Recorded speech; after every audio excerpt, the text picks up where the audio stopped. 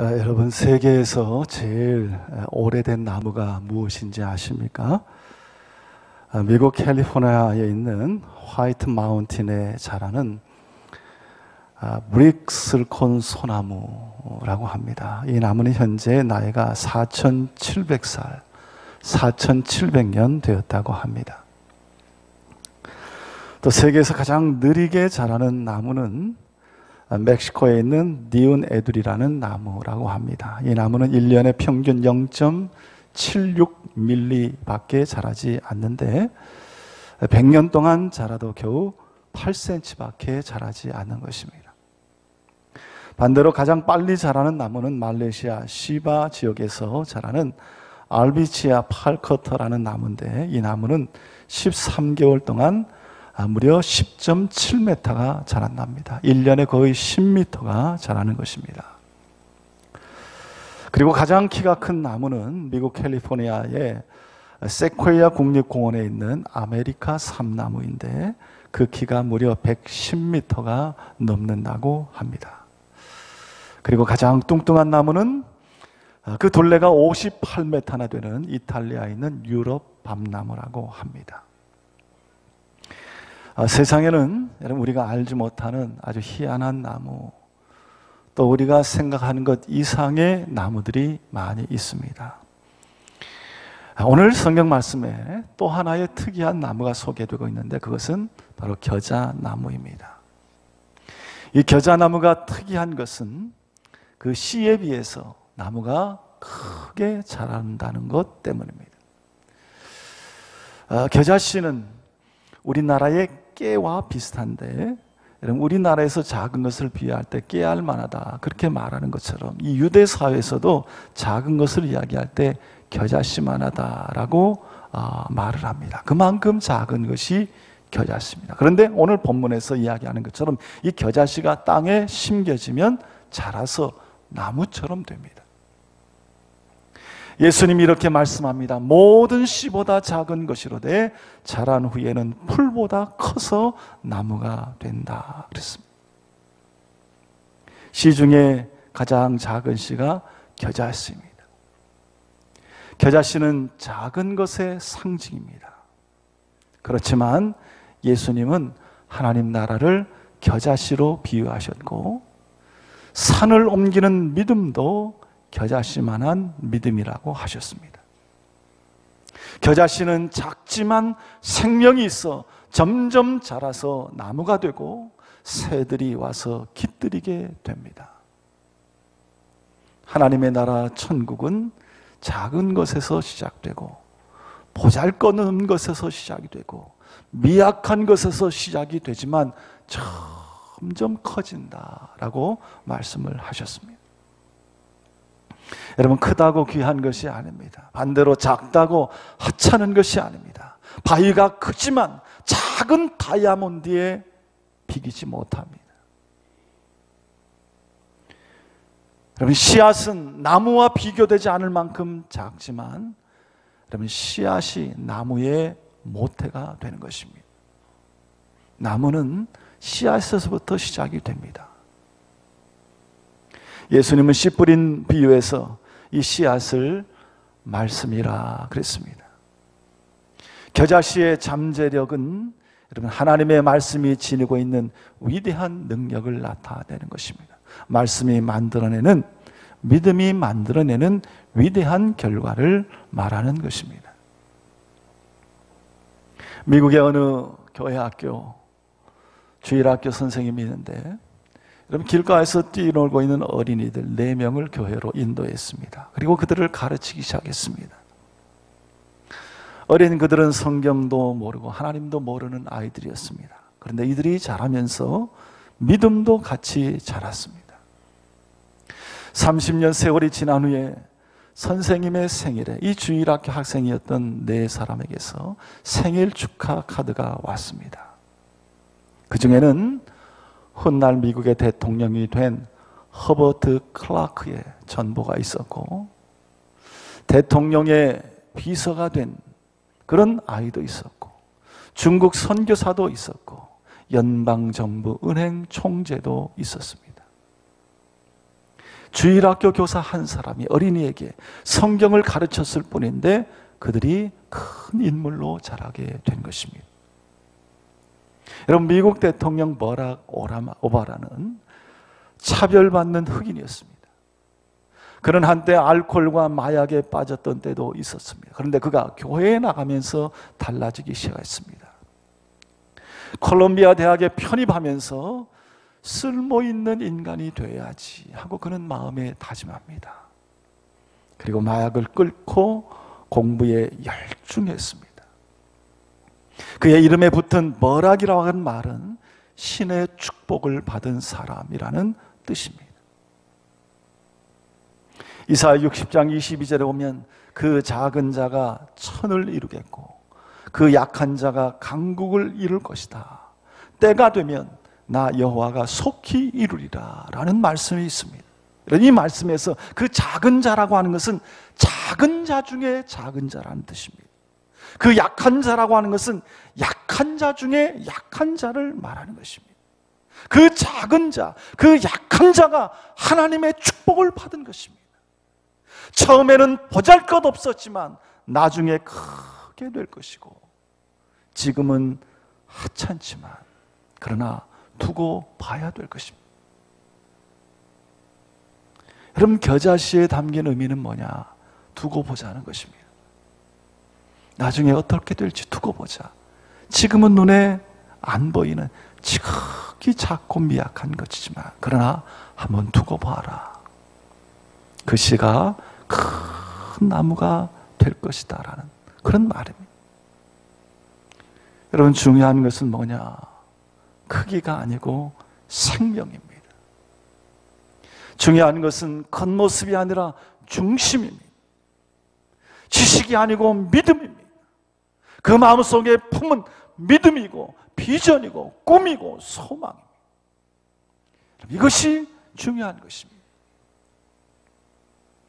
우리가 성경을 읽으면 이스라엘 백성을 어려움에서 구해낸 많은 사사들이 있습니다. 그 사사 가운데 기드온이라는 사사가 있습니다. 그런데 여러분, 성경을 쭉 읽으면 기드온은 참 열등감에 빠졌던 사사였습니다. 하나님이 그를 부를 때 하나님 앞에서 그는 여러 번 거절합니다. 하나님, 나는 지극히 작은 자입니다. 내가 어떻게 미디안의 손에서 이스라엘을 구원해낼 수 있습니까? 하나님, 나는 못합니다. 하나님, 나를 불렀으면 그 증거를 나에게 보여주십시오. 하나님 앞에서 계속 거절합니다. 그런데 하나님께서 그의 사자를 기드온에게 보내서 기드온에게 큰 용사여, 여호와께서 너와 함께 계시도다 라고 말합니다. 자기는 지극히 작은 자라고 항변하고 외치는 그를 향해서 하나님은 큰 용사여, 큰 용사여, 기드온을 큰 용사로 부르고 있습니다. 하나님, 나의 집은 므낫세 중에서 극히 약하고 나는 내 아버지 집에서 제일 작은 자입니다. 그러나 하나님은 내가 반드시 너와 함께하리라. 내가 미디안 사람 치기를 한 사람 치듯 하리라 말씀하시며 큰 용사여, 여호와께서 너와 함께하시도다. 그렇게 그를 격려합니다. 여러분, 기드온은 작은 사람이었지만 작지 않았습니다. 약했지만 약하지 않았습니다. 왜냐하면 하나님이 그 속에, 하나님이 그와 함께 계셨기 때문입니다.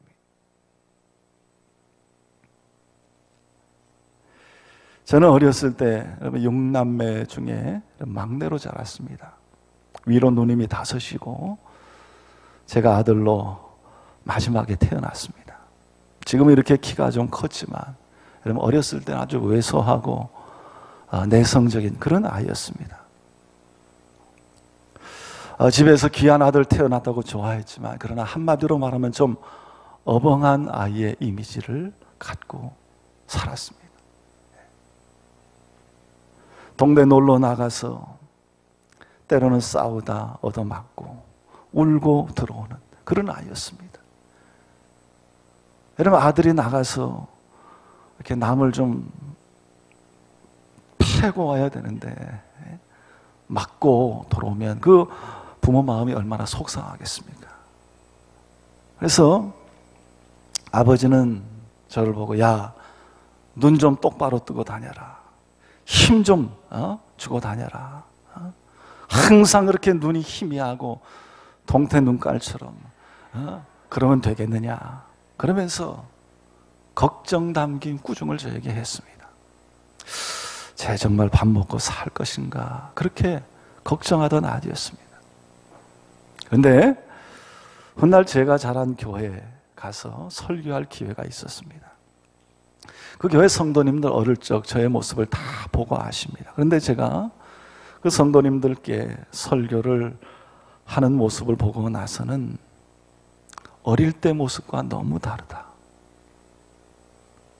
다 깜짝 놀라고 입을 다물지 못했습니다. 어릴 때 영국이가 아니다.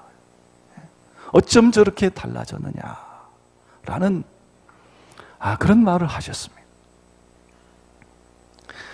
여러분, 저만 그렇지 않고 여러분도 다 마찬가지인 겁니다. 옛날의 나의 모습과 지금 나의 모습은 아마 하늘과 땅처럼 다를 것입니다. 저도 학교를 졸업하고 공부를 다 마치고 선교사를 다녀오고 대학과 교회에서 목회를 감당하면서 어릴 때의 어벙한 아이와는 다른 그런 모습으로 변했습니다. 사랑하는 성도 여러분, 우리 하나님의 나라가 그와 같다는 것입니다. 누구에게든지 하나님의 나라가 임하면, 그 하나님의 통치와 다스림이 그에게 임하면 그는 상상할 수 없을 정도의 새로운 사람으로, 놀라운 사람으로, 예수 그리스도의 인격과 형상과 능력을 본받은 사람으로 변화된다는 것입니다. 누구든지 나를 바라보고 깜짝 놀랍니다. 아니, 그 사람 그렇게 변했냐? 내가 알던 그 사람이 아닌데, 저 거짓말장이, 저 사기꾼, 이제는 내가 알던 그 사람이 아니네. 깜짝 놀라는 것입니다. 예수님이 겨자씨 비유로 말씀하신 목적은 누구든지 예수를 믿으면, 누구든지 예수를 바로 믿으면, 예수를 잘 믿으면 자연적으로 그렇게 되어진다는 것입니다. 씨가 심겨지고 땅에 뿌려지면 자연적으로 잘 자라는 것처럼 말씀의 씨가 제대로 그 밭에 떨어지기만 하면 누구나 그렇게 크게 놀랍게 몰라보게 변화하고 성장한다는 것입니다. 여러분, 요셉이 애굽의 노예로 팔릴 때 그의 나이가 17살, 17살이었습니다. 형들에 의해서 노예로 팔릴 때, 여러분 17살 요셉은 형들에게 형 살려줘요, 살려주세요, 한 번만 살려주세요, 내가 잘못했어요, 형 미움을 푸세요, 살려주세요, 놓아주세요, 애걸복걸하는 그런 요셉이었습니다. 그런데 30세에 그는 애굽의 총리가 되어서 그 발 앞에 머리를 숙인 형들을 향하여 그 형들을 용서하고 그들의 허물을 묻지 않는 모습, 여러분, 이 모습은 정말 작은 겨자씨가 자라서 큰 나무가 되어 새들이 그 가지에 깃드는 딱 그 모습입니다. 두려워 떠는 형들을 향하여 형님들 두려워하지 마세요. 나를 이곳에 보내신 이는 바로 하나님이십니다. 형들은 나를 이곳에 팔았지만 하나님께서 이 땅에 많은 생명을 구원하려고 하나님께서 나를 이곳에 보내신 것입니다. 그러니 안심하세요. 염려하지 마세요. 두려워하지 마세요. 큰 나무가 되어 그 형들을 다 품고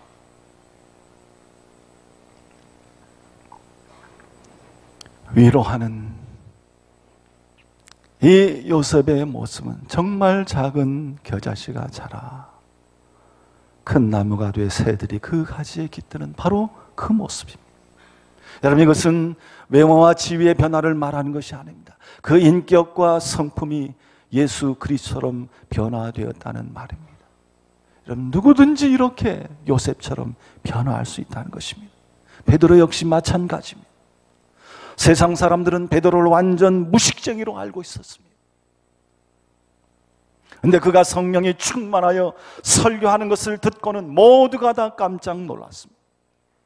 거기다 기도할 때마다 병자들이 낫는 것을 보고 더 이상 베드로에게 할 말이 없었습니다. 사도행전 4장 13절 14절에 보면 저희가 베드로와 요한이 기탄 없이 말함을 보고 그 본래 학문 없는 범인으로 알았다가 이상히 여기며 또 그 전에 예수와 함께 있던 줄도 알고 또 병 나은 사람들이 그들과 함께 섰는 것을 보고 비난할 말이 없는지라 그랬습니다. 저 무식쟁이 못 배운 게 뭘 알겠냐 그랬지만 막상 그가 행하는 능력과 그가 전하는 하나님의 말씀을 보고 감히 그를 향하여 비난할 수가 없었다는 것입니다. 여러분, 요셉과 베드로만 그렇습니까? 아닙니다. 예수를 믿는 모든 사람, 자기에게 겨자씨와 같은 천국이 임한 모든 사람에게 바로 이와 같은 현상이 나타납니다. 여러분, 참된 기독교 신앙은 나를 통해 내게 임하신 하나님의 나라가 밖으로 세상으로 주변의 모든 사람들에게 나타나는 것입니다. 경이롭게 놀랍게 깜짝스러운 모습으로 하나님의 영광이 나를 통해 드러나는 것입니다. 영국의 존 윌튼이라는 귀족이 있었는데, 그럼 그는 어려서부터 26세가 되기까지 방황하면서 지냈습니다. 인생을 고민하던 어느 날 그가 교회에 나갔습니다. 그날 목사님의 설교가 겨자씨에 대한 말씀이었습니다. 믿음이 겨자씨 한 알만큼만 있어도 산을 옮길 수 있습니다 라는 말씀이었습니다. 그날 그가 큰 은혜를 받았습니다. 그래서 그는 그 이후로 겨자씨 하나를 투명한 비닐봉투에 넣어서 주머니에 넣고 다니면서 하나님께 겨자씨만한 믿음을 구했습니다. 힘들고 어려울 때마다 겨자씨를 꺼내보면서 목사님의 설교를 떠올렸습니다. 훗날 기자가 그에게 묻습니다.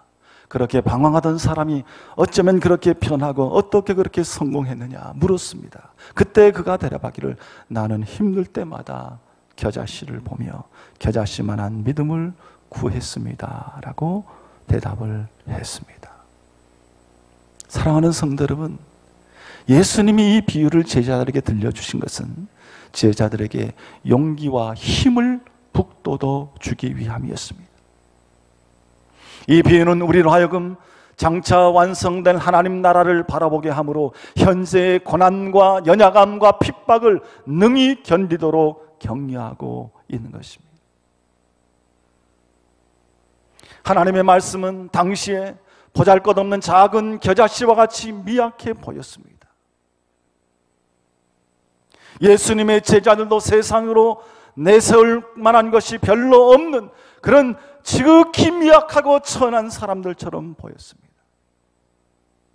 그러나 예수님의 말씀, 천국의 복음은 시작이 미약했지만 그러나 나중은 심히 창대해졌습니다.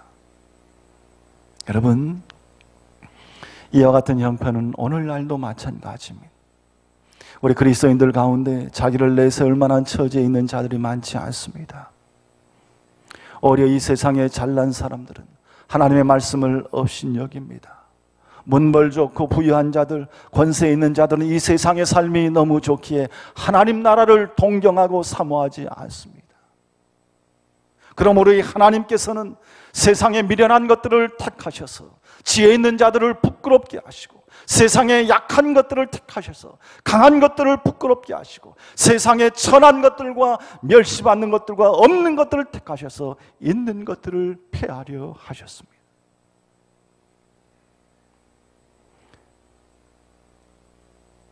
그러므로 우리는 우리 자신의 연약함과 어리석음 때문에 뒤로 물러서지 말아야 됩니다. 오늘 우리를 불러서 천국의 백성 삼으신 하나님 은혜에 감격하고 우리 하나님 나라를 위하여 충성하며 그 나라를 이루며 살아가야 됩니다.